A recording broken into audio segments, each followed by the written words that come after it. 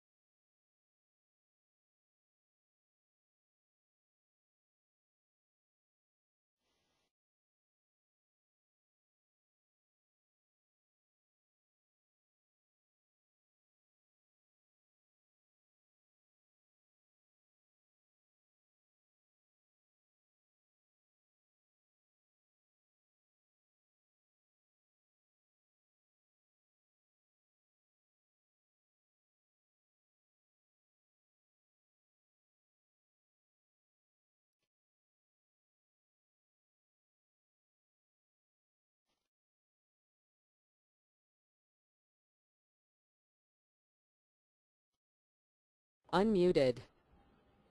Okay, so we were muted. Hey everyone, we got a few of you saying that you can't hear us, so we're actually gonna back up and start from the beginning. Sorry about that. Could you let us know if you can hear us now? Okay, great. Okay, so we're gonna get started again. Good afternoon and welcome once again to the Discharge and Incident Report Training.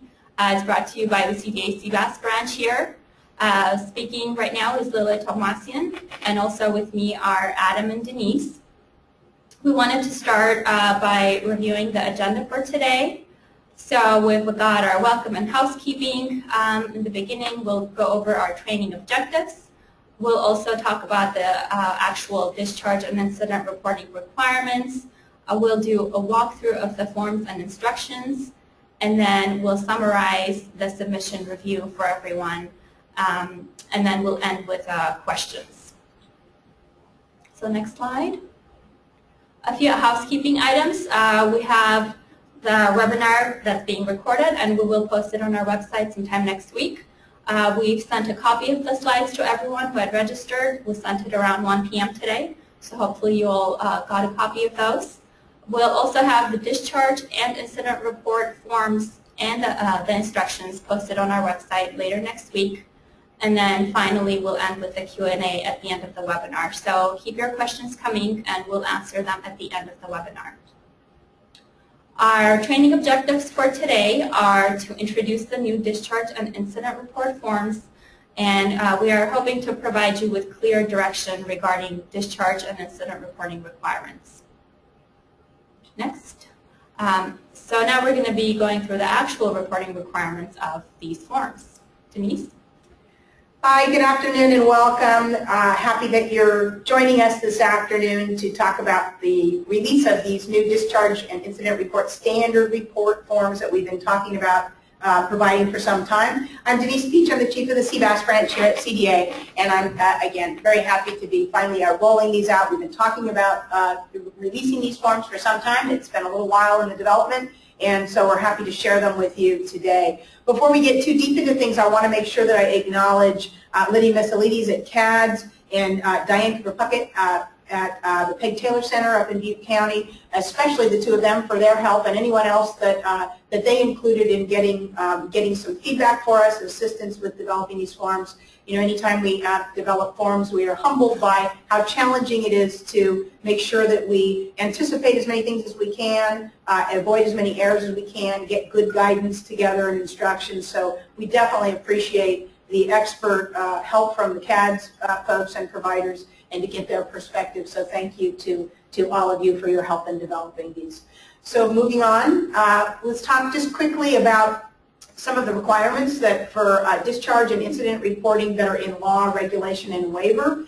So for our providers in the audience, we probably have some plans joining us today, but our providers, certainly all of you are aware of the incident and discharge reporting requirements. These requirements have been in law and regulation since the beginning of the ADHC program, and you've been reporting these matters to us for some time. What's new is some waiver requirements. So this is a reference table that shows you for discharge reporting requirements. There's the Welfare and Institution Code citation that addresses reporting to the department. There's the Title 22 regulations that define discharge and incident reports and talk about reporting requirements. And then there's in that last column, the special terms and conditions, STCs, and standards of participation. There's those references that give us some new guidelines on incident and discharge reporting requirements. And those, in fact, are the impetus for us really standardizing these forms and getting this project done that we've known we needed to get done for some time through the stakeholder process that we just most recently went through, and discussions among plans and providers and all of us at the state. We finally got the impetus to get these reports standardized and some good guidance out to the provider community, so you know what's required of you. So next slide. So here are those references to STC 98C. So it says specifically coordination with CBAS providers. And again, I just bring your attention. STC 98 is the managed care plans requirements for coordinating with CBAS providers.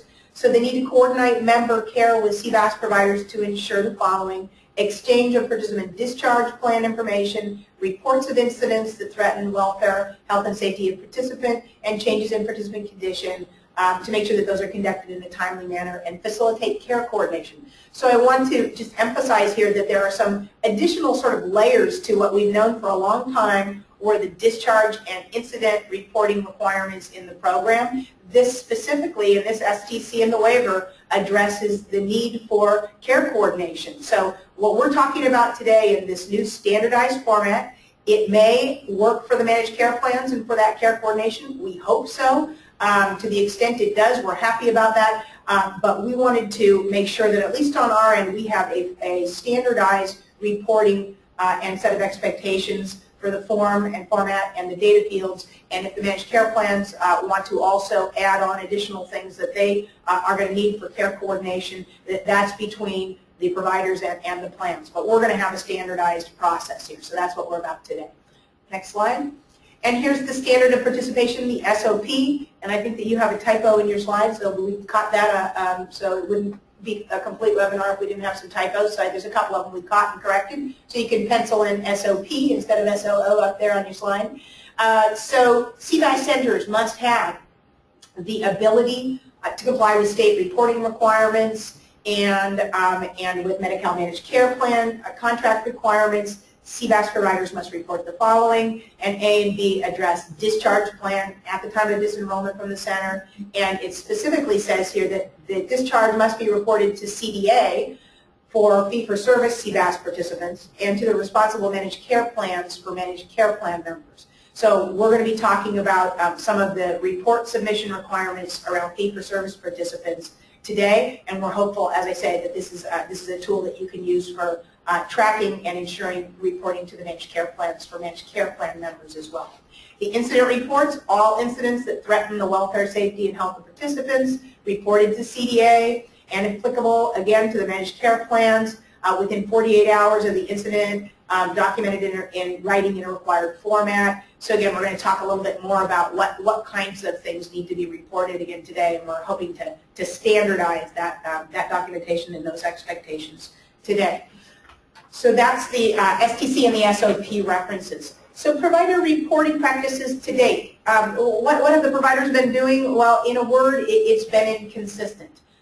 So inconsistent reporting of discharge, inconsistent reporting of incidents, and to just acknowledge everybody's sort of part in this, the providers are required to report fee-for-service discharge information. That's been on the books for some time. Few providers actually do that, and CDA has not been really consistent in monitoring and enforcing individual discharge reporting among the providers. So this is what we're hoping to rectify with launching this process today. CDA does require separate discharge reporting when there are center closures, and I will say we've been pretty good on top of that and making sure that when we have a significant number of individuals that are discharged and moving from center to center when there's been a center closure, we've been on top of getting discharge reports, which is a different process, different report. But I want to make sure that you know that we have discharge data, we have been reporting that, especially to CMS. But this is the individual case-by-case discharge reporting that we all have needed to tighten up our practices. With regards to incidents, providers report, again, inconsistent. Providers report on their own forms, and those forms vary widely. So we have a wide range of data fields that you all provide us with when we have incidents. And providers report on a wide range of events. Some of the providers out there, some of you are over-reporting, meaning reporting things that were never intended to be reported or defined as being reportable items in the laws and regulations. Some providers are under-reporting, and other providers never report. So we know we have some disparities in practice, and we're trying to sort of rein that in. So this set of new forms today and instructions are an effort to ensure consistent reporting going forward. So briefly, I want to just mention how do we use this report data here at CDA. As with all of the reports that providers, CBAS providers maintain and give to CDA, we have twofold uses. One is for monitoring, so we use them to identify trends and issues that require oversight, technical assistance, training. We use them to follow up and ensure that mitigation measures are taken as needed.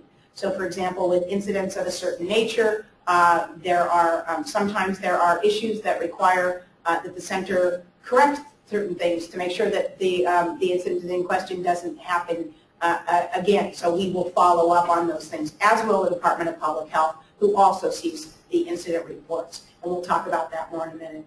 As far as reporting out on all of this data that you send to us, we have lots of reporting requirements to state and federal entities, to the legislature, advocacy organizations, providers, public. We provide a lot of information characterizing the program. So in part, that's what these standardized reports allow us to do as well, monitoring and reporting out. All right, so let's turn now to a walkthrough of the actual report for discharge and instructions. And we'll start at what I think is a good starting point, which is by defining terms. And I will share with you that this has been one of the challenges in creating this report and our expectations for how providers are going to communicate about discharge is that the laws and regulations and the waiver don't specify timeframes for discharge. So exactly what is the point of discharge, when does it occur, and what is it? We had to start at that starting point in order to get this report designed. So these are a few excerpts that we'll show you in a minute, are also in our instructions that go along with this form. But for now, Section 54117 of Title 22, those are the Medi-Cal regulations, defines discharge as the termination of the participation agreement. So all CBAS participants, prior to them getting services, are required to enter into an agreement with the CBAS center, sign the agreement, the center signs the agreement, and that agreement specifies the types of services to be provided, the duration of those services each week, days per week, and it represents the agreement between the CBAS provider and the participant regarding the care that that individual is going to receive at the CBAS center. Section 54213 describes various conditions for discharge, and we're going to talk about those in a moment. Section 54223A talks about attendance, and it specifies that attendance needs to be regular and planned. So that third bullet there is where we arrived at sort of for this report how we want to look at it. Because Title 22 does not specify timeframes for discharge, as in the maximum number of days of absence from regular and planned attendance at the center that in fact terminates that participation agreement. CBAS providers are required to have policies and procedures that talk about how you will handle discharge. But for the purpose of uniform reporting on this discharge report that we're talking about today, CDA is going to ask for reporting of data as follows. Either participants are discharged per the center's policies and procedures, or the other condition that would be met is that participants who are not in attendance for over 60 days and their authorization has expired. So I just want to focus on that for just a moment, and we'll walk through that in the instructions again in a few minutes after we look at the form. So all centers are required to have policies and procedures regarding discharge. If the center's policies and procedures say that after 90 days of non-attendance, the center will discharge the individual, that's completely acceptable that you have those in your policies and procedures. However, when it comes to reporting on this form, we're saying the threshold is if someone has been absent for 60 days or more and their authorization is expired, it's time for you to enter them into this discharge report log, track them on that log, and then that's a log that we're gonna review, and it's going to help us all understand the patterns for discharge and the conditions for discharge at your center. So more on that to come, but just want to overview that as part of the challenge that we have. I just want to make sure that everybody understands that we're not making up regulations. We're talking about the terms for reporting to the Department of Aging this information. So again, before we start walking through the form, just a little bit of an overview. This is now a standardized form. It's in an Excel format. We hope eventually to be having a webinar with you and talking about a new way for you to communicate with us electronically and transmit this stuff electronically in, we hope someday, a CBAS portal here at the Department of Aging. We don't have that technology at this point in time. So what we've done is we've developed a format in an Excel format, but you're still going to be faxing these reports to us in the same way that you always do to protect the health information. So we'll talk more about that later as well. So it's a standard form in an Excel format. You can fill it out in Excel. You can print it and fill it out. It's developed to reflect statutory, regulatory, and waiver requirements, and it tracks the entire year of discharge. So it's a cumulative report that you will keep on an annual basis, and you're going to provide it to CDA only when fee-for-service participants are discharged. So again, we'll talk about that a little bit more. That's the requirement around fee-for-service participant discharge. We know that some providers don't even have any fee-for-service participants. Some have very few. There's just going to be a handful full of them left in the program when we complete the managed care and CCI migration. So there's not going to be a large flow of data to CDA of these discharge reports unless we request them or we want to see them when we're on site to review. So not that much of transmission, but when you do transmit them, they will be only acceptable in a fax format to CDA. We don't want you to email them because they contain PHI. So again, you'll hear us harping on this point. We have still most recently with the participant characteristics reports that you've sent to us, we had a number of providers who still sent those reports despite all of our training and all of our urging and direction, sent them in an insecure format, and it's a HIPAA violation. So we want to make sure we don't go down that path, that we only see this report in a faxed form for the foreseeable future. And again, we hope that changes in the future, but not just yet. We're not ready for the technology. Okay, next slide, and we're going to do an overview, and Lilith's going to walk us through the form. So here's a snapshot of the form so that you have an idea of what it looks like. But what I wanted to do is actually go through the Excel form with you, and that way you'll actually see how it works. So we've got the Excel form, as Denise mentioned, and it's going to be a cumulative report. So every calendar year you're going to begin this report. So for this year, 2015, where it says here, you're going to enter 2015. And you're going to continue to enter on this spreadsheet until December of this year. You're going to start by entering your center name, the NPI. We're going to have the complete instructions on our website, so you can access those later when we post them. And we've provided you with a link here where they will be located. We've also provided you with about 50 lines, so thinking that most centers are on average discharging about 50 participants per year. But if you do need to insert more lines, you can go ahead and do so. Another formatting thing I wanted to mention is as you enter information on the form, the lines will expand. So if you have an extra long first name or last name, the line will expand so that the entire name fits in there. So let's go through the actual fields now. So we've got first name, pretty basic information, first name, last name, the participant's SIN number, their first day of attendance, their last day of attendance, the date they were discharged per the definition that Denise went over, and then we've got a reason for discharge. So here we have a drop-down. So you're going to look at the discharge code legend above and choose the appropriate one. So here we have number 3 chosen. So that means the participant was determined ineligible by either a managed care plan or DHCS. And for the payer type, so this particular participant is a health nut participant. So you're going to fill this out. You're going to keep it for your records because we only want you to submit the report when you have a fee-for-service discharge. So next month, for example, you have a participant who's being discharged who is a Medi-Cal fee-for-service. So you're going to complete this form, you're going to print it, and then you're going to fax it to us with the cumulative information for all participants. And then so on for the next months until the end of the year. So in a way, the faxes that you send us will override the older report that you had sent us in previous months. The other thing I wanted to mention is this report is strictly for Medi-Cal participants, so that includes fee-for-service and managed care. You should not be reporting any private pay participants on this form. And I think that should cover it. That's the gist of the form. Okay, so those are highlights of the form itself, and you can keep that up on your, if you have a hard copy of the slides. And we're gonna pull up the instructions now and walk through the instructions.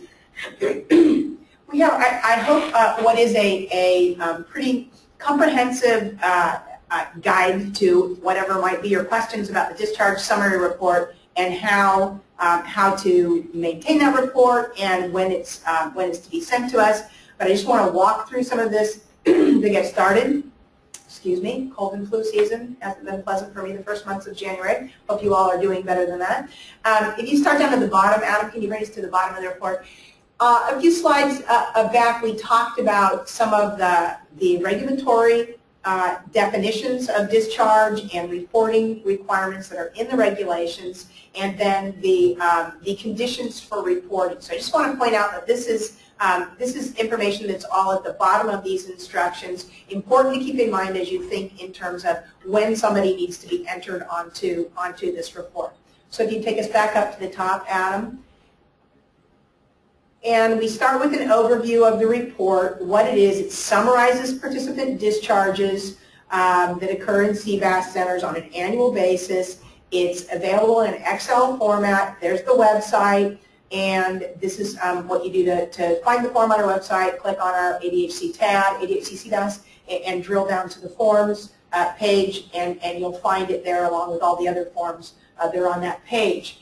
And the next set of instructions just says maintain this report for all Medi-Cal participants discharged from the center on a cumulative basis annually. So it's just you're just going to keep adding for all of your discharges throughout the year, and then you're going to be providing it to our CBAS branch again under the following circumstances. When you have a fee-for-service participant discharge, you're going to fax it. There's the fax number. You're not going to email it.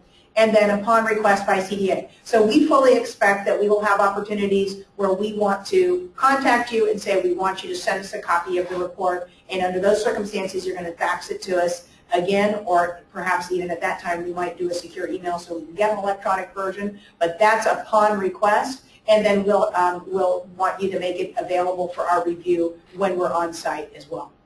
If you scroll down, the next section talks about general instructions for filling out this form. One line for each participant that's discharged from the center, for each calendar year. You're not putting private pay participants in there. With regards to the header, there's the center name and the NPI that are going to go up top. And then some of the things, obviously pretty straightforward, the participant's name, their Medi-Cal number, the first date of attendance. So this is going to be their very first date where they had an approved IPC at the center, their very first date of services after the initial assessment. You're going to log that on this report. So we're going to have sort of the bookends for this report for that individual. It's going to tell us what was their first date of attendance, what was their last date of attendance. So that's the next thing you're going to enter.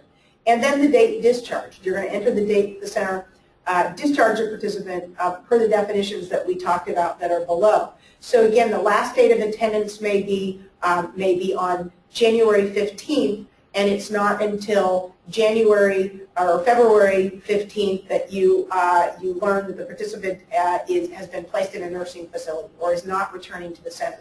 So that's going to be the discharge date that you're logging in there. So we're going to have those 3 dates: first date that the participant attends, the last date that they attend the center, and then the date that you officially close out the books, so to speak, on that participant.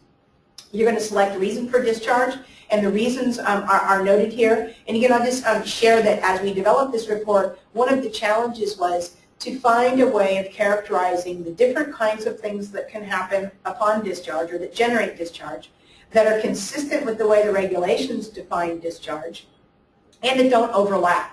So circumstances, many circumstances overlap, and we've learned that over the years as you've reported to us in multiple different formats.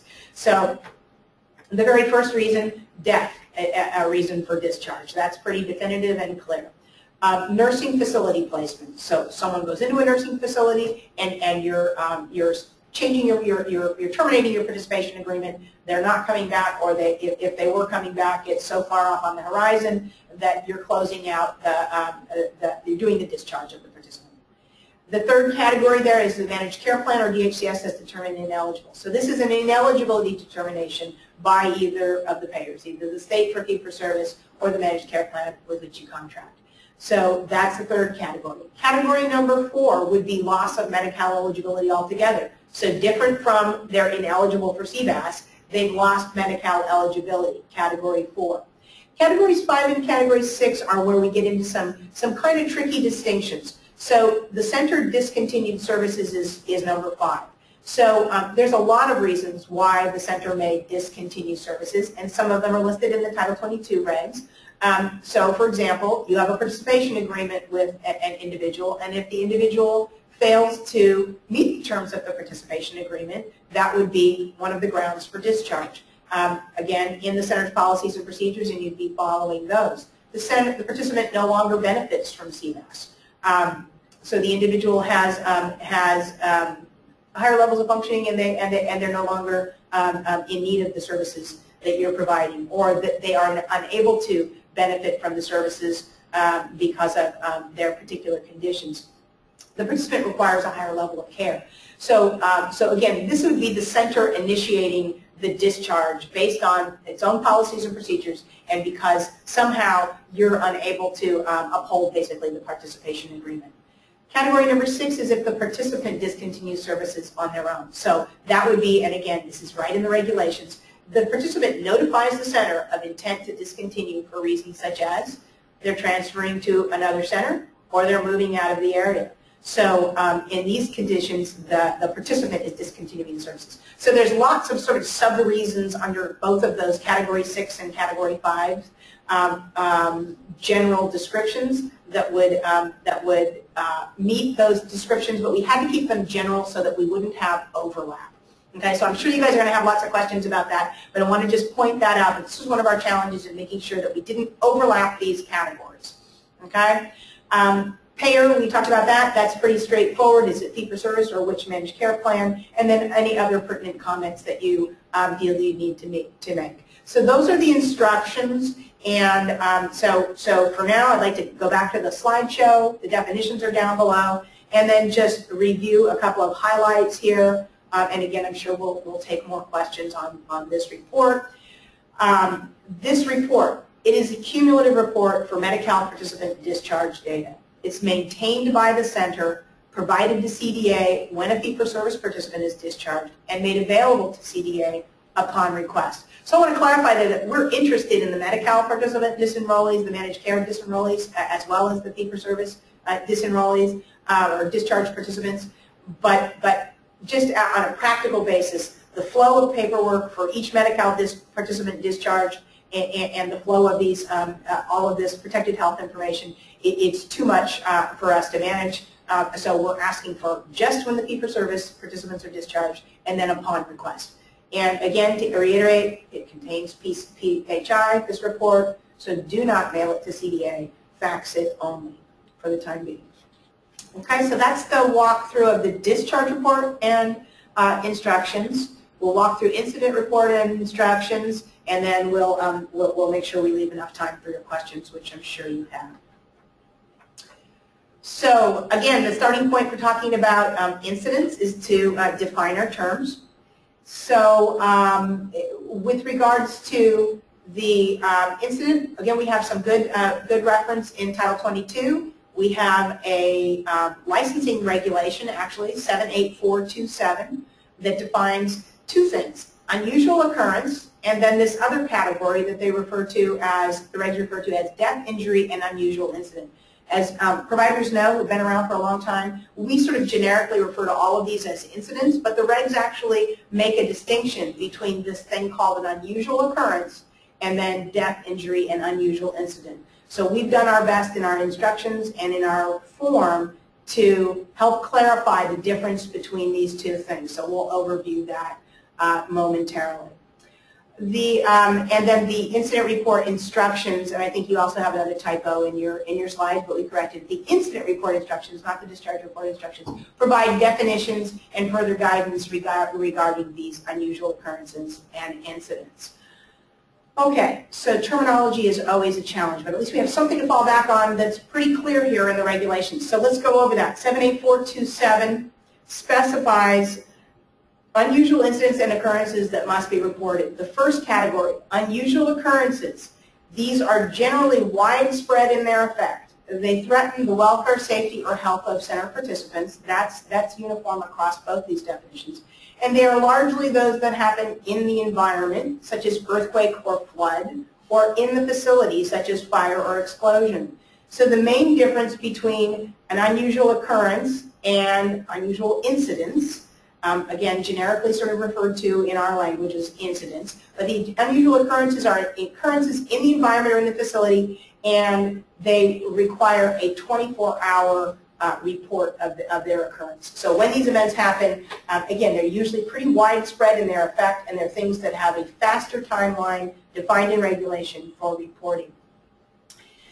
Unusual incidents, the second category, again, they affect the welfare, safety, and health of one or more participants in a significant manner and are not consistent with the center's routine operations or participant care.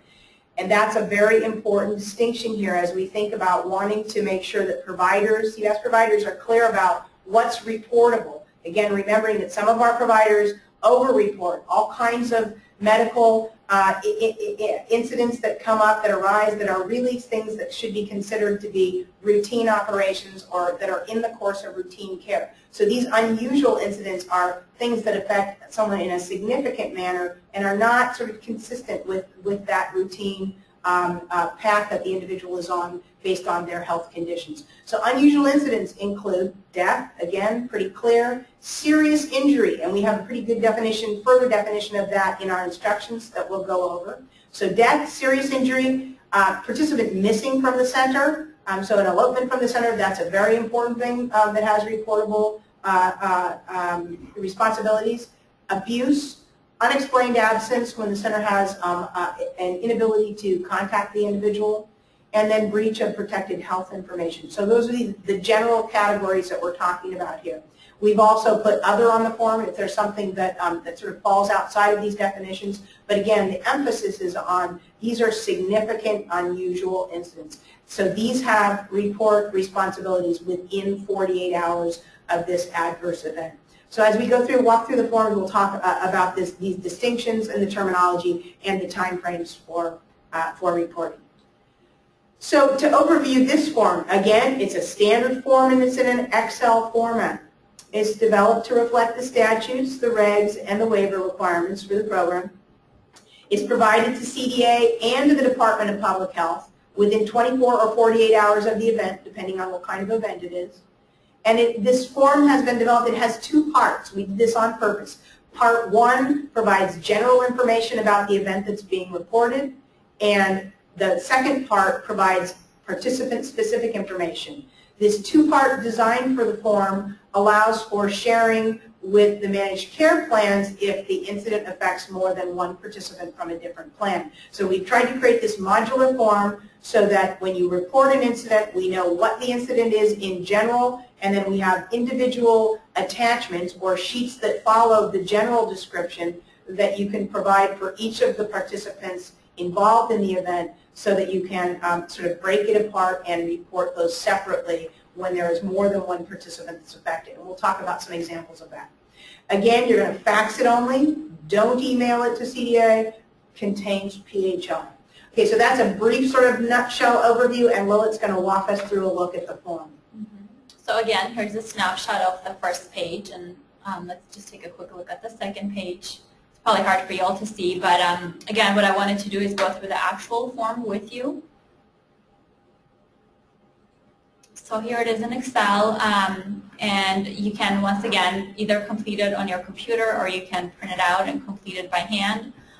If you are doing it on the computer, it just makes it easier. It's more readable for everyone. And also, when you're inputting some of this header information, such as center name, NPI, name and title, it all repeats in subsequent sections, so you only have to do it once. So it makes it easier for you. Another technical thing I wanted to mention here is you'll see on the left-hand side we've got numbers for each line. And we did this so that you can reference the instructions because they actually have line numbers in them so that you define each field a little better. So it's just for your reference. So let's see. Looking at the incident date, we want you to report when the incident took place. And then we want you to report when you're actually sending this over to CDA. So we've got the first section, as Denise was mentioning, which is where you will be indicating the incident information. So whether it's an unusual occurrence in the environment or facility, or if it's death, serious injury, or any unusual incident that affects a participant. So you're only going to complete this section once, regardless of how many participants are affected. You're, in line 16, you're going to enter the number of participants affected. And down below, I just wanted to give you an example. So for example, you have an unusual occurrence of, let's say, a fire in your center that results in either serious injury or death of a participant. So you're not going to be checking both sections. You're only going to be checking what started the event, so that would be fire. And then in the second section is where you will actually indicate what happened. So I just wanted to clarify that for everyone.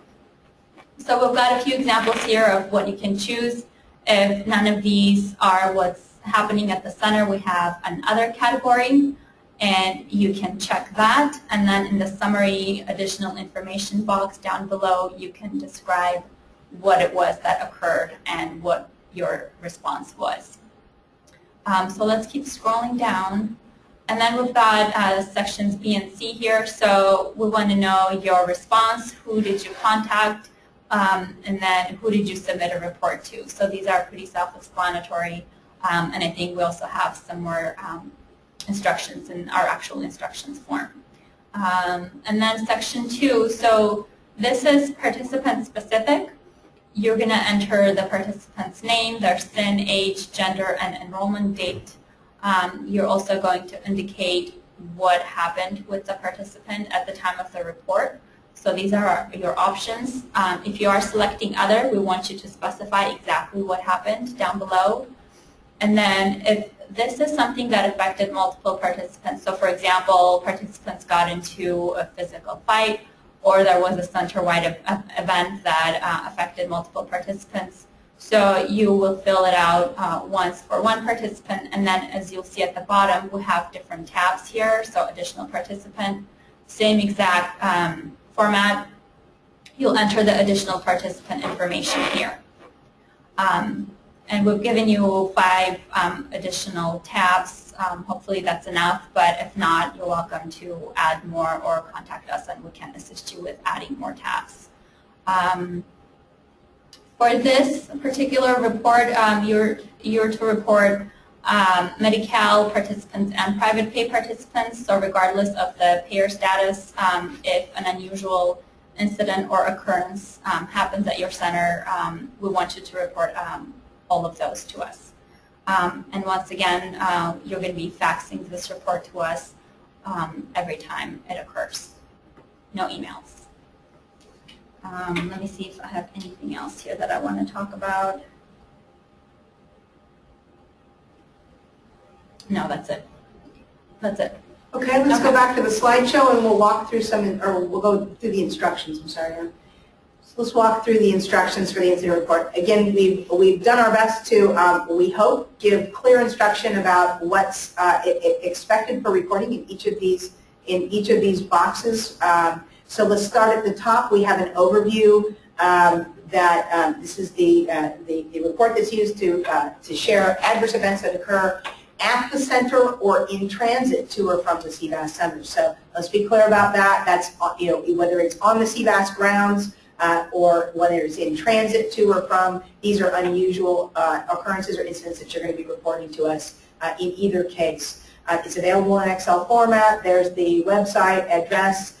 There's the faxing information. Also, just note here again, CBAS providers, you're familiar with this, that reports need to be made to both CDA, to the CBAS branch, and to the Department of Public Health, to your licensing district office, either Orange County or San Jose. We share responsibilities for incident report tracking, and Department of Public Health additionally has investigation responsibilities that apply to the ADHC participants.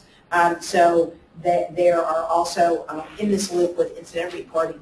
And again, the caution, do not email them. We have some general instructions. Scroll down. Again, reiterating that we have Part 1, Part 2. The first section is the general description of the event, and then Part 2 is for multiple, or for the participants that were affected by the event, and you can fill out Section 2 multiple times. So it's a way of what has been happening with the reporting is that we get one report where all the participants are sort of all reflected on the same report, and this is going to tease out that information and allow us to track separately what's happening with each of the individual participants that are affected by this event. Header information, again, it's following by lines as Lilith indicated, so center name, the NPI, the person who's completing the report, the name and title, and then the adverse event date, and the report date, the date that you're sending the report in, and that header information is just going to automatically repeat on page 2 when you print out. Okay, so you only have to fill that out once. Here are the instructions. It breaks it down by section. So this is section 1, and we talk about the nature of the event. And if you look at your form again, you can sort of follow along. You're going to select the number of, or enter the number of participants that were affected. And then on lines 18 through 23, it has the box for unusual occurrences, and we, again, to clarify, in the environment or facility to help you understand this a little bit better, in the environment such as earthquake, flood, fire, facility fire, or explosion, those are the kinds of things that in the regulations are characterized as unusual occurrences, and those have a 24-hour reporting timeline.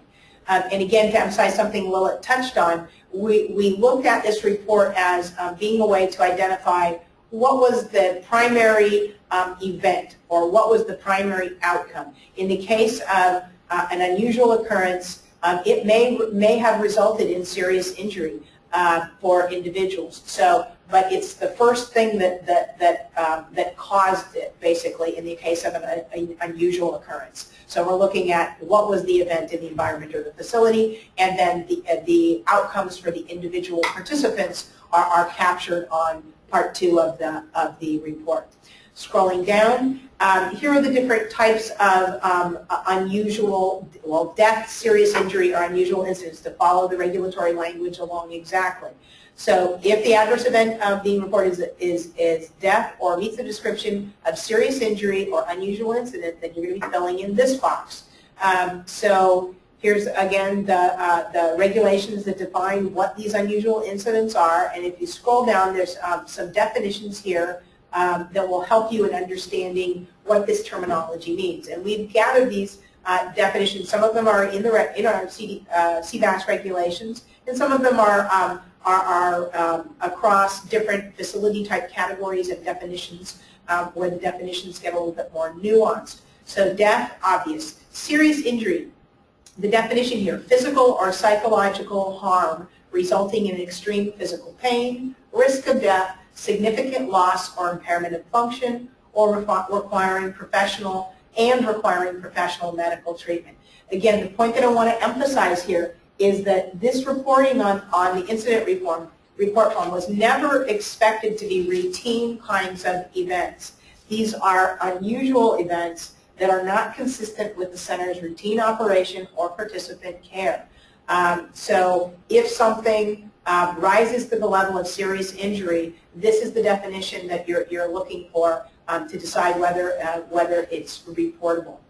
The next category, participants missing from the center. So the participant, this is a case where the participant actually arrives at the center and then goes missing during the program day.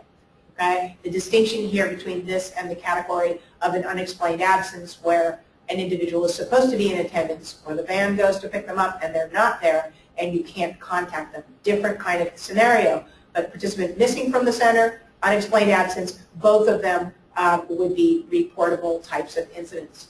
Abuse, physical, psychological, or other abuse or suspected abuse by staff or other participants meeting the requirements for mandated reporting. And there's your Welfare Institutions Code citation there. I think many of you are familiar with and probably joined us for a webinar we had at the beginning of last year on some new reporting requirements around elder and adult abuse in long-term care facilities. We did that with our long-term care ombudsman here at the Department of Aging. There's references on the CDA website. If you want to take a look at any additional information around reporting requirements, there's actually a really nice one-page graphic that talks about the different kinds of reporting requirements. In addition, this is in addition to this incident reporting regarding abuse. But there's your references right there for what is what are the definitions of abuse. Again, unexplained absence with inability to contact. This is unplanned absence from the center on scheduled days of attendance, and it's coupled with the inability to contact the participant or caregiver using all available contact information within a reasonable period of time to determine the reason for the absence. So just to elaborate on this again, this is a case where there is a potential risk to an individual who has not attended, who is supposed to attend, and the center has made attempts to contact that individual, contact caregivers, and find out why they are absent and have been unable to be successful. This is a reportable event. And we spent some amount of time deliberating over this as we were developing this report, because one of the challenges around some of our monitoring of our centers is that we have long time unexplained absences that are on the books, and centers that are not performing their due diligence to find out what's going on. I want to make sure that you're aware that the attendance regulations in the program speak to the provider's responsibility with regards to identifying what's going on when individuals don't show up. We want to make sure that that the providers are doing due diligence, and that individuals are protected from what might be happening and being the cause of the absence, and the providers are intervening when necessary.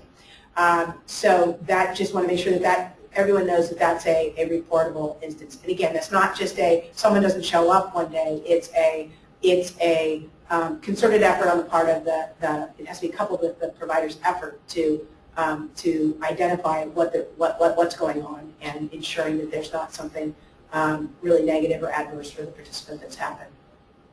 And then the last category is a protected health information security breach. So when there's a breach of, or suspected breach of protected health information, that is a reportable event. For example, physical health records are lost, or computers containing electronic health records are lost, stolen, or compromised. We at CDA have reporting responsibilities, and you as HIPAA providers under HIPAA that are responsible for meeting those requirements, you have a reporting obligation with regards to that. So those are further instructions on the categories, and then again, just more direction around if there's additional information to be provided. There's a box there, or if other is checked, you can. There's a narrative box for you to give us additional detail. But we're trying to tease things out and put them in check boxes so we can track some of this data and make it more accessible to us and others. So. But there is a narrative box for you to describe further what kinds of events took place. And then there's a box for center response. Again, I think this is all pretty self-explanatory. What did the center do? Did you call 911? Did you complete a elder abuse report? Did you initiate a 72-hour hold? There's a checkbox for that, and again, there's more information right there in the definition about what that is. You're taking steps to begin 72-hour hold for assessment and evaluation when there's a mental health crisis. The center closed. Sometimes centers close when there's something going on, like a fire or flood in the area. So definitely that's something you would want to check if that were the case. Then coordination with various entities. There are a number of them listed there. If you coordinated with them based on this event, you want to check those boxes. And again, there's an other box for all the things that we didn't consider and that need to be added. You can have an open box there to check and elaborate on.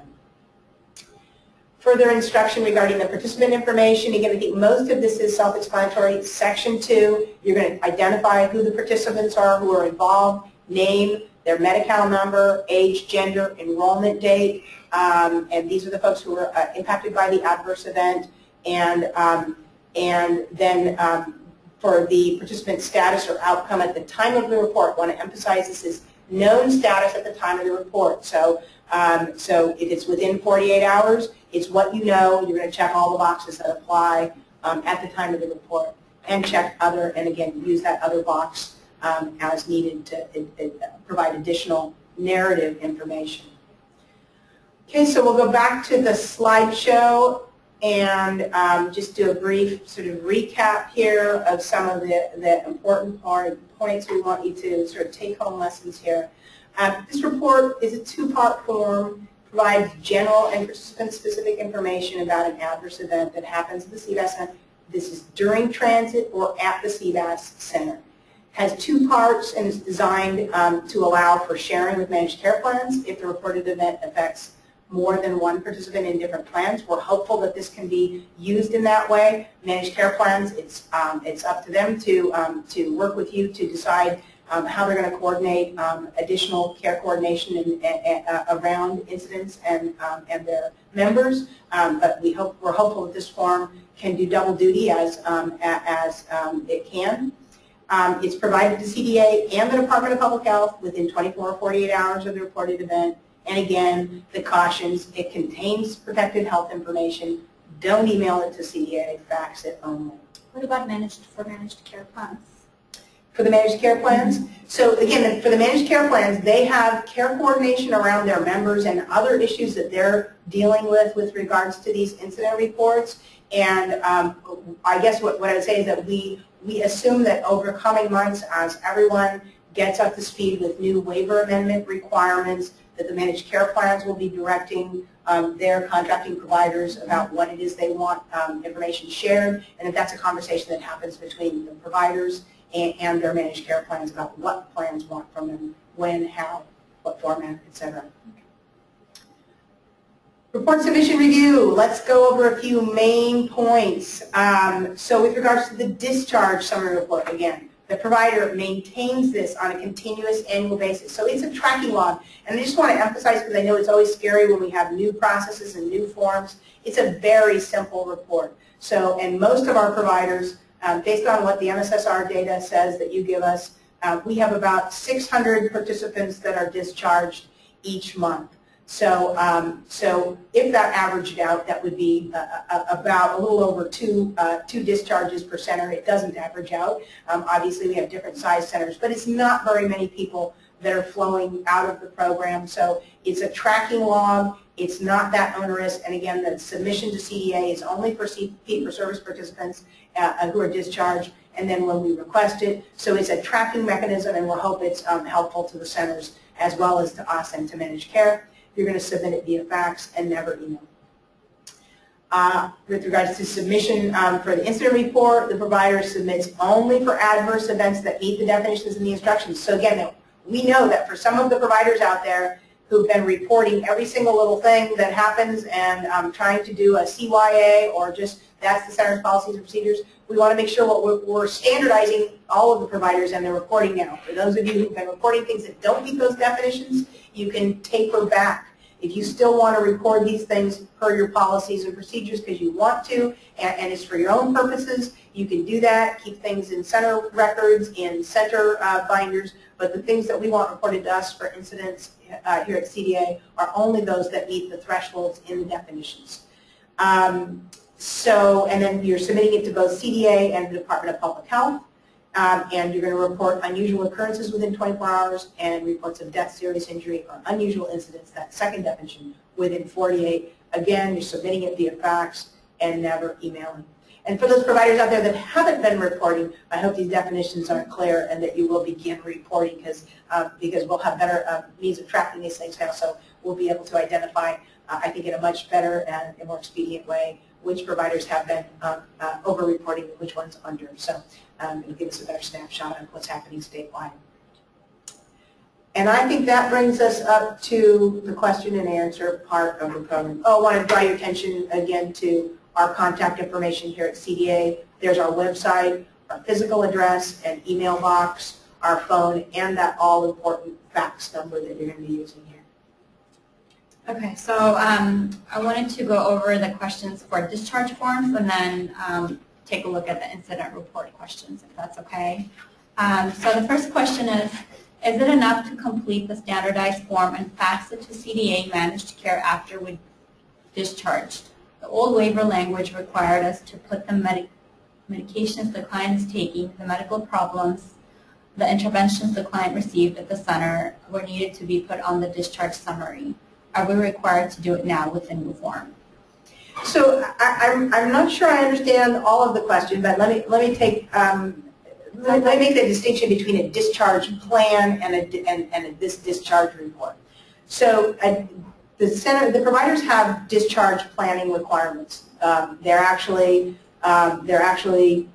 required. The multidisciplinary team is to develop a discharge plan within the first 6 months of an individual's attendance at the center, and then update that plan every 6 months at reassessment. So it's just kind of a thumbnail sketch of what the discharge prospects are for the individual, what the profile is for that individual upon discharge. There are also discharge planning requirements that are in the regulations that talk about when you are discharging somebody, all of the steps that need to be taken, the team, the center, with regards to liaison with the families, etc.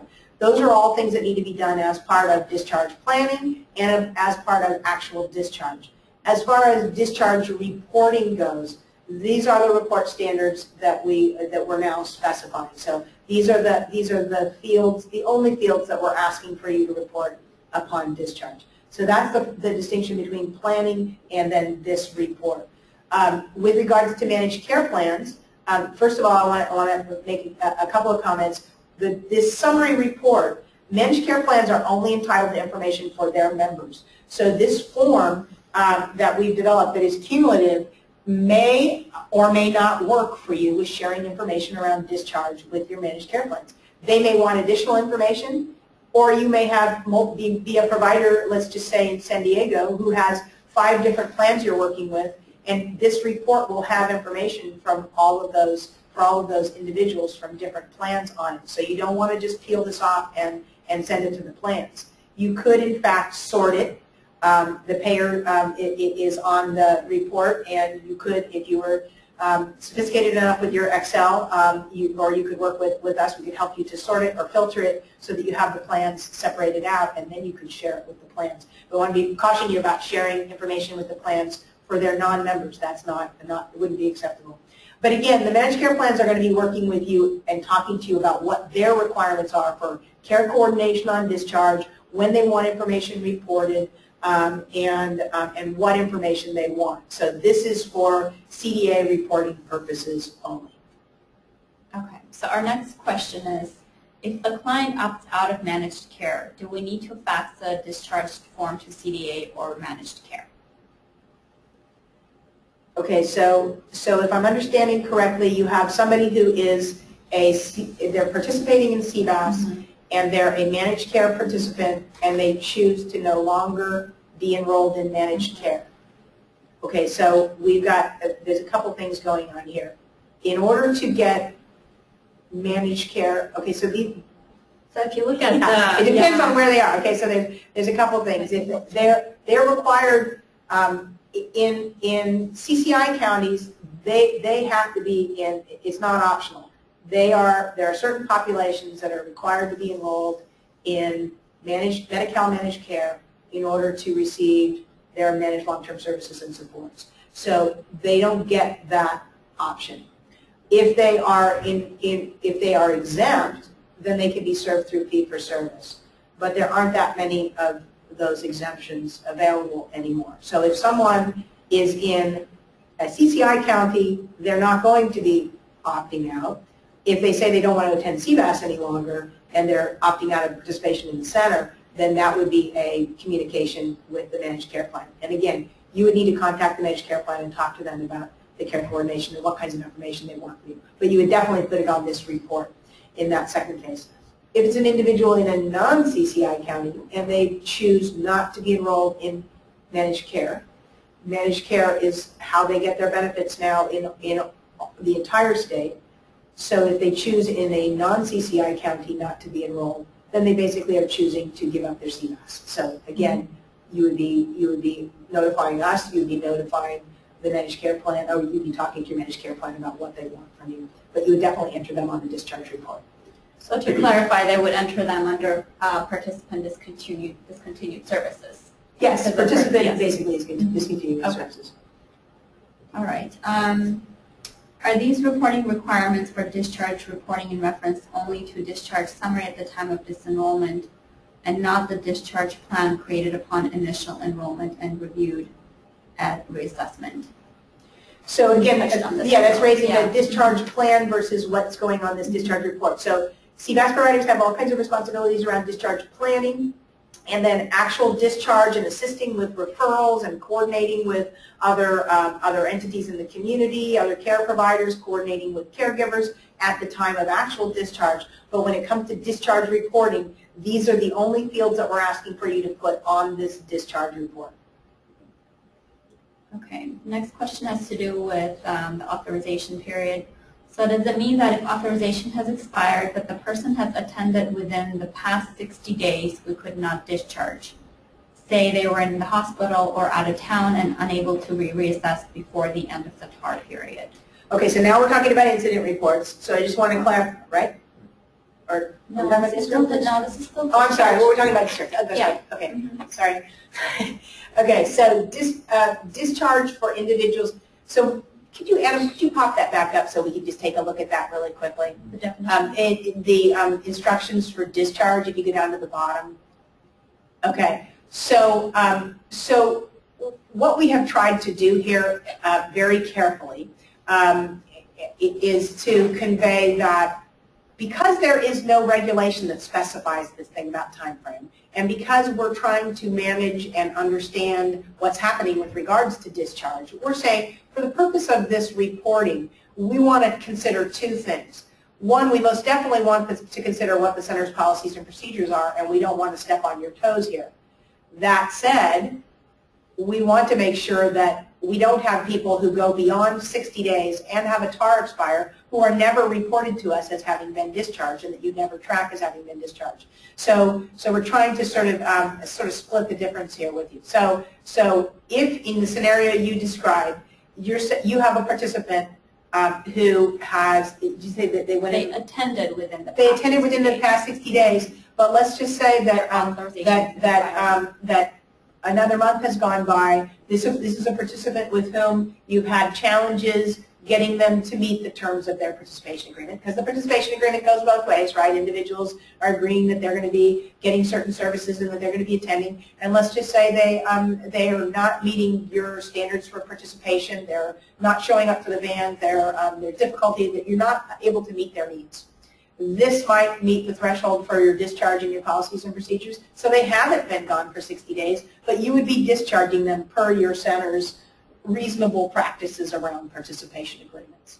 I hope that makes sense. So in that case, absolutely, if that's what your policies and procedures have led you to, and you've made the attempts to make this participation at the center work, and you're discharging them per your policies because it's not, that's perfectly acceptable as well. Okay. For this Excel report, what if the reason is not in the legend? So we've got categories 1 through 6, but what if, for whatever reason, that doesn't describe the reason for the discharge?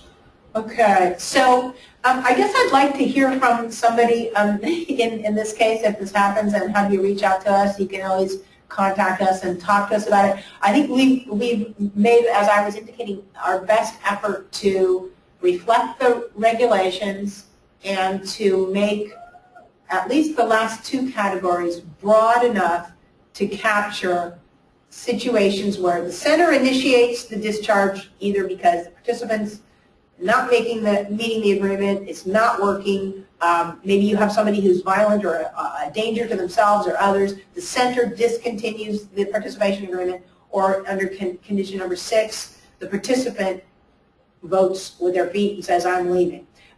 Or they move, or some other circumstance. So I think we've made those broad enough that just about anything that doesn't fall in 1 through 4 should fall there. So I guess let us know if you come up against one of those circumstances.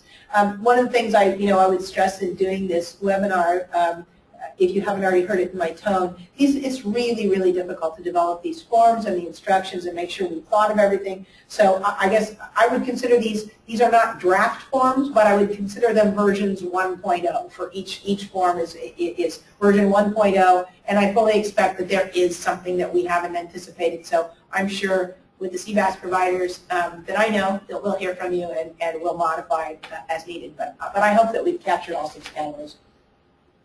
Okay, here's another one. If the client moves out of the state, it does not have the discharge code for this reason.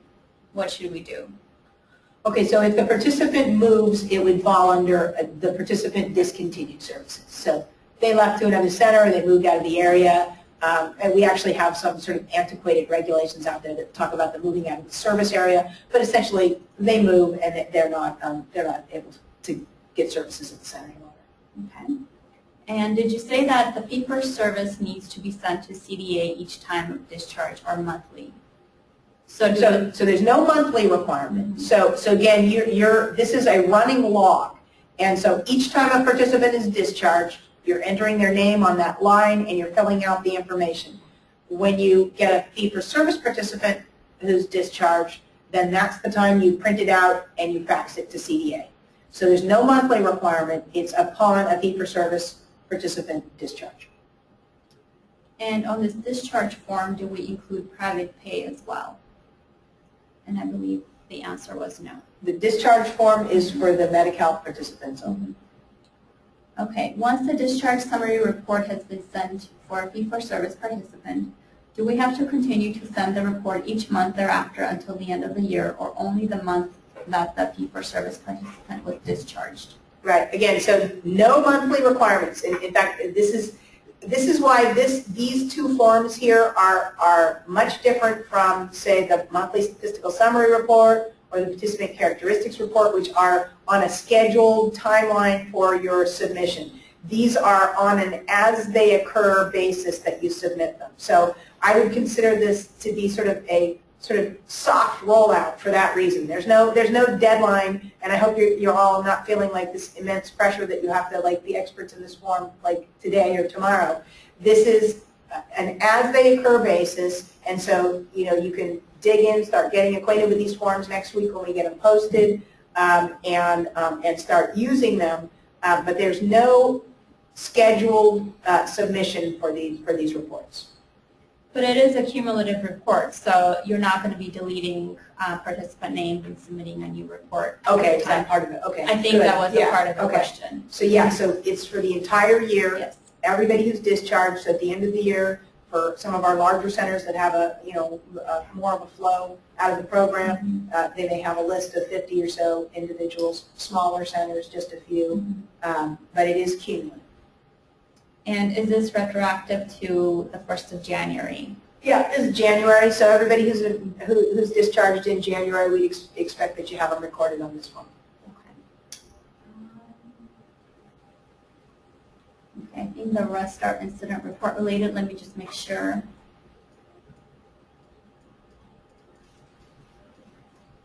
If you can get major themes on the incident reports, because we've got like 15 minutes, okay. I want to make sure we get as many of them as we can. Okay, so one last one on discharge. What category does a discharge because participant is no longer interested in the program? Okay, so that's number 6. We talked about that. What about a TAR expiring and participant is traveling? Okay, so this is one of those areas where we have tried to define, Adam, if you would go down to the bottom, we've tried to define what the sort of outer parameter is on when we want somebody reported as discharged. We have centers who never close the book on participants. We have centers who are, and oftentimes with very good reasons, somebody's been in the hospital, they're not sure if someone's coming back, and they just kind of never close out the books, so to speak. So again, I'd say review your policies and procedures and update them if you need to around this, if they're not something that you're following. And then the guideline for reporting on this report and providing this information to CDA is that no more than 60 days and a TAR expiration elapse before you put somebody on this list. So we wouldn't want to see if somebody's traveling and it's 90 days down the road, their TAR is expired. For all intents and purposes, that participation agreement that you entered into with them regarding the care and regarding the days per week of service, that participation agreement has been terminated. It's not being met. So that's why we're saying these sort of outer limits here would be 60 days and their authorization has expired. Trying to put a parameter on it. I think they were asking what code that would be. And what code it would be. So that would be the center discontinuing the services in that case. So they basically, they failed to meet the participation agreement requirements, so that's basically it, yeah. Center is discontinuing services either per their policies and procedures or because they've reached that boundary. Okay, so ready to move on to incident reports? So if an earthquake happens and the network is out of order, we're not able to fax the report to CDA within the parameters. What should we do? Sure. And in fact, if you look at the regulations, I think you'll see, because they've been around for so long, we never even had faxes in the regulations back in the day, so it was either a telephone call or a telegraph. We don't have a telegraph anymore, so you can pick up the phone and call us. That would be perfectly fine. Okay, and what if there's an earthquake, et cetera, there are damages to the center, but the center temporarily closes, but there are no lives in danger, so no injury to participants. Right. So you're still going to have send us an incident report, but there's just not going to be any participants that were involved. And I just say, just so all of you know, that when we have major events like that, we are usually on the phones, reaching out to all of our aging network, all of our providers and programs, and so in these cases, we're trying to reach you too and find out what's going on, major fires, major things going on in the community. So clearly we'll have you in mind if there's something that major, but we appreciate you getting in contact with us as soon as you can and let us know what's happening. Okay, here's another reporting question. Does the CDA 4009 need to be filed to CDA for both Medi-Cal fee-for-service and managed care plan members? Yes, so the incident report is for all participants. It includes your private pay ADHC participants as well. So, and the reason for that is that all the incident reporting has always been to the Department of Public Health and the Department of Aging. Department of Public Health has some different responsibilities around investigation and follow-up with regards to facilities. And so they, as you know, are responsible for the adult day healthcare piece. So not the CBAS participants per se, but the CBAS ADHC, their ADHC participants in the center. So both entities get the report, and so it's for all participants at the center, private pay, Medi-Cal fee-for-service, Medi-Cal managed care. It's everybody. Okay, here's another one on APS reports. Are we supposed to submit an incident report anytime we make an APS report on someone? Or is that APS category for if someone is abused at the center? Yeah, so the distinction is, thank you, it's a really important point to bring out, that it's for things that happen at the center or in transit to the center. So, yeah, so we realize that there are other kinds of adult and elder abuse reporting that you do when there's a suspected abuse or abuse, but this is specifically regarding when they happen at the center or in transit to the center. I just comment. The actual report, the SOC 341, so they don't come to us. Yeah, the actual, thank you, Carol Gordon, who's sitting in here with us. Carol reminds us that, because this does happen quite a bit, that we have some providers who are unclear that we don't receive the SOC report here. Sometimes we have requested copies of things, but that's not sent to us. The elder abuse reporting goes through APS, local law enforcement, doesn't come to CDA. It's the incident reporting that happens here around abuse. So here's one that we've talked about a lot. Is a fall without injury at the center considered an incident? What about a fall with a minor injury? Yeah, so that's a really important thing. So in the past, we have had a lot of reporting of any falls that take place or falls with minor injuries.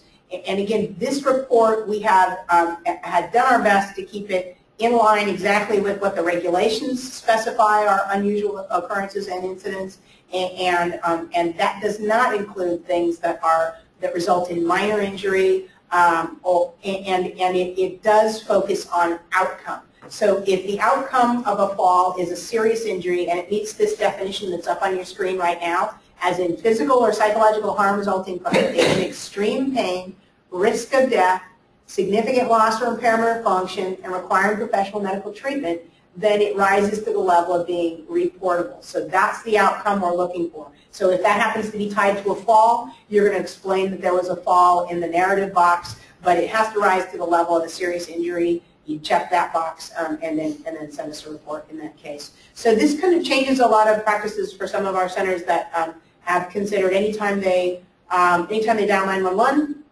that it's a reportable incident. And I think in guidance past that tracks back, I think, to like 1991 was the last time the department gave out any guidance on this subject in the form of a procedure letter. And it does mention 911 emergency calls, but it mentions it again in that context that I'll repeat again, which is that it happens when the event is not consistent with the center's routine operation or participant care. So, so we're not talking about 911 calls with hospital transport. This is related to a common and expected medical emergency. An individual has a need for transport because of shortness of breath. Shortness of breath is something that they're experiencing on a fairly routine basis, or that's something to be expected because of their conditions and the kind of care that you're giving them. That is to be considered a rather normal event in this sense. It's not an adverse event. It's not something that was unusual and that resulted in this serious injury. So that's going to change some of the reporting that some of you have been doing. Okay, so here's another one. What do CDA and DPH do with these reports? Yeah, so I had a slide at the beginning that talked about some of the reasons why. Well, first of all, we're required by the regulation to obtain these reports, and you know there's a couple of purposes.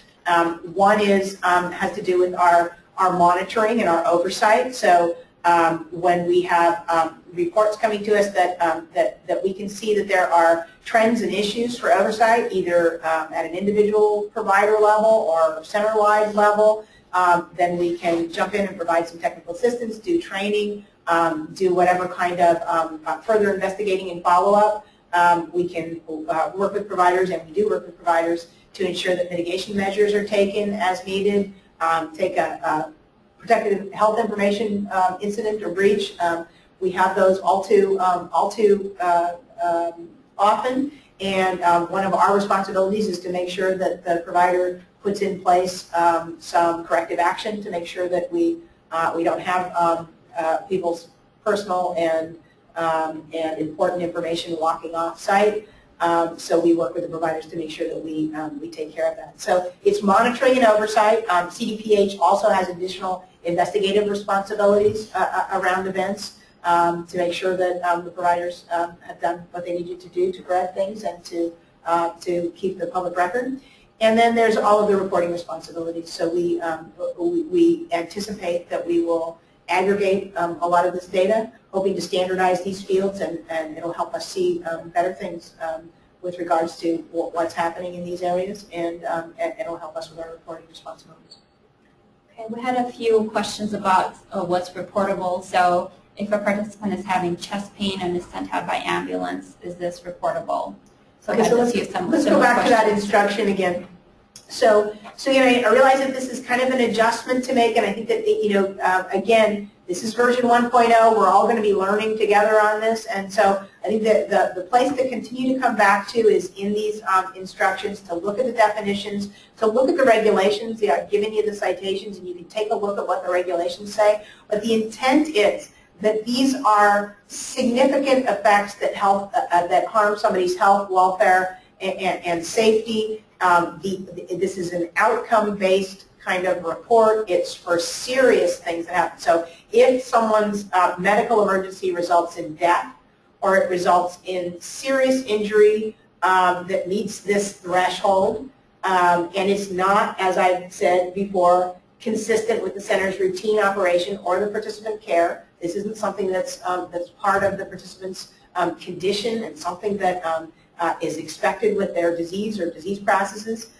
It's something that results in a serious injury, then it would rise to the level of being reported. If it does not, then it's something that would be considered more routine medical care. Okay. The other question was more of a clarification. So we have a category if the center is unable to contact a client, so they're absent.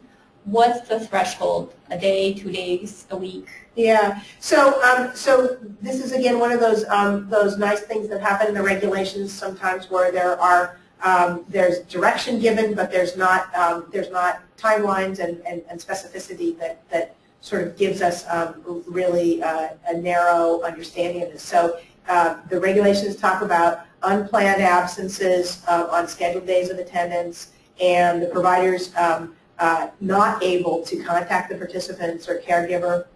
So there's some level of concern about whether the participant has had some major event or gone missing, something significant that has happened, and there is no time period specified. So we've added the language that's been used before in the regulations, a reasonable period of time to determine the reason for the absence. So I think that that's going to be driven by center policies and procedures, and what your protocols are for when somebody doesn't show up, and what your relationships are with various caregivers, and what you think you ought to know in a certain timeline. So I guess I would say it could be anywhere from 24 hours to you know, a few days. So it's going to be dependent. It's going to be case by case, and I think that you know, the centers are going to have to, in practice, work that out and have some protocols around it, if you don't already. Okay, so here's an interesting one. For transportation incidents, do we need to report incidents that is not on our center transportation? So yes, for example, so it's in transit to or from the center, irrespective of the transportation being provided by the center. Okay, let's see if we can do a couple more.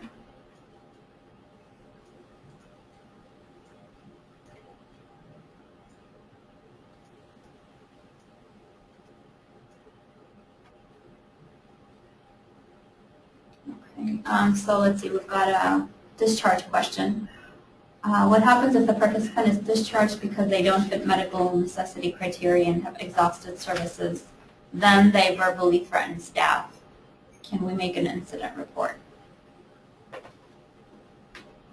So it's the participant who's being aggressive towards staff, it sounds like. Yeah, I guess I'm thinking about our categories here. I'm not sure that that's going to rise to any of these definitions. I guess depending on the situation, in a case-by-case basis, this may be one of the ones you want to check as other, depending on the severity of the incident. You know, how significant was the sort of, I guess, violence or hostility around the event. I think it's going to be a case-by-case. So there is a box for other. I guess what I want to make sure that we don't do is have now that we've developed some what we think are clear categories that follow the regulations, we don't want people sort of doing an end run around that and checking the other box all the time and giving us everything that fits under other. So if we need to, we'll modify the form and do a version 2.0, but for now we're going to work with the categories, and I would expect that there would be very rare cases that we check that other box. Okay. And then are we required to keep a record of all incident reports? I don't think so. So as far as a separate log goes, no, there's not a requirement. It may be one of the protocols that different centers have in place. And I know that some centers maintain incident report binders as opposed to putting incident reports in participant charts. But again, there are practices that you have at your center. We're spelling out the reporting requirements for our purposes here. If a serious psychological abuse happens at the center, I know that we need to file an incident report, but at the same time, do we need to file an APS report? So if it meets the definitions that the Welfare and Institutions Code has there, and I would encourage you, if you're not familiar with those definitions, actually we have a good all-center letter that we issued last year when I think it was Assembly Bill 40 came out that changed some of the reporting requirements, and we did a webinar. There's an all-center letter on our website. I think it was January 20. It's 2013 now. January 2013 or 14. Okay, so there's an all-center letter out there that had that that talks about this in your reporting requirements. So I think the thing to focus on for incident reporting is that if it meets this definition, then you're going to be filing it as an incident. If it meets definitions under Welfare and Institutions Code for abuse, then those are reportable incidents. You're mandated reporters. Okay. And then just one final question because we're running out of time. Do we have to use these forms, or can we use our own forms? So do we have to? So yes, these are required forms. So I would say we get to. We now have a standardized format, and we've developed these thoughtfully per our requirements and our authority, and in cooperation with providers and CADs. And so yes, we get to use these new forms. And if you're having challenges using them, let's flip back to the slideshow and take this thing home. If you're having challenges using them, we're happy to help you out with getting over any learning curves that you're experiencing. There's all our contact information. You know where to find us. We're happy to help you. And so yes, we all get to use these forms. Thank you for being here today. Again, I hope that you hear the message that we consider this to be version 1.0. This is a learning process for all of us. I think that standardizing of our reports, of our data collection, of our expectations is a net good for all of us. So we appreciate you being here and taking part in the webinar and giving us any further feedback. If we need to, based on the questions, we'll develop some FAQs. If we need to do more training, we will, and I'm sure you'll let us know if that's needed. So thank you for your participation today, and thank you, Adam and Lilith and Carol, and we'll sign off. Thank you very much. Bye, everyone.